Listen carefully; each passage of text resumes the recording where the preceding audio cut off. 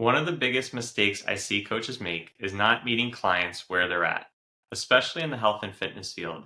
And not every coach has to have some kind of crazy weight loss journey in order to meet a client who wants to lose a lot of weight. It's an advantage, but I think it's still possible for coaches to meet clients where they're at on their journey, even if the coach hasn't been there themselves. Through my son and I's journey, my son Dylan was born on the autism spectrum and he's 10 now. And I wrote this book about the crazy transformation that we've had on each other. But he had things in his life that I hadn't been through myself.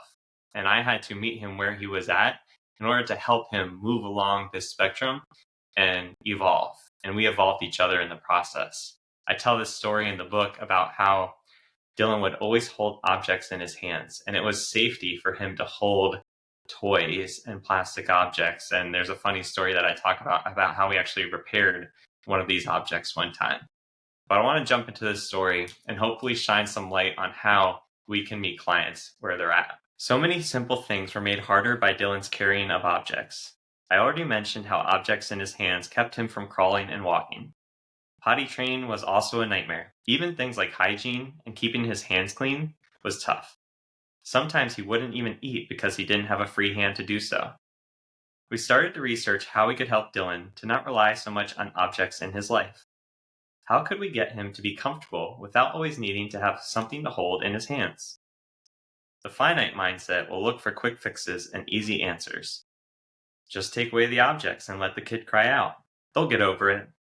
That was the finite mindset way, to just rip off the Band-Aid and deal with the consequences.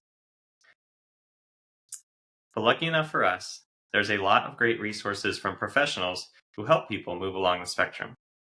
This was another spectrum that Dylan could move along, and we had to treat it as such. He wasn't going to just drop the things that were most important to him. He had to progress to a place of peace where he could live without them.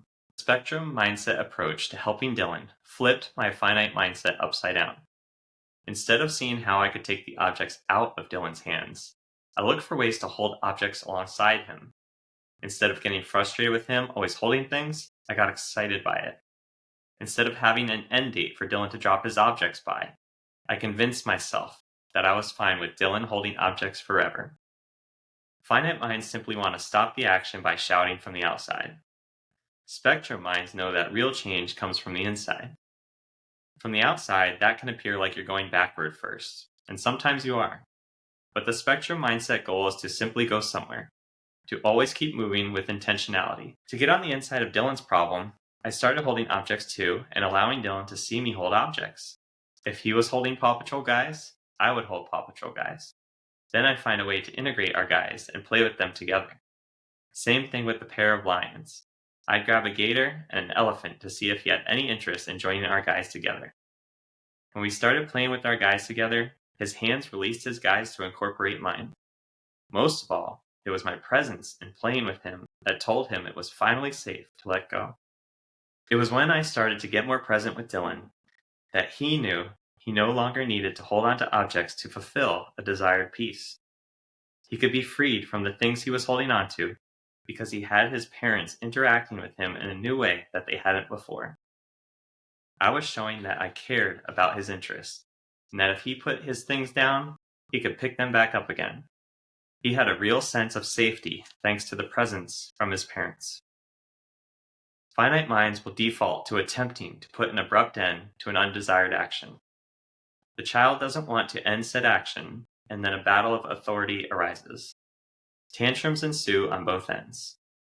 Instead, the spectrum mind goes to meet the child where they are at.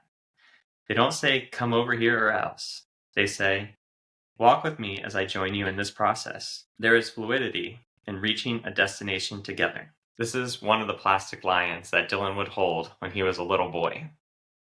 I keep it because it's a reminder of our journey and progress together.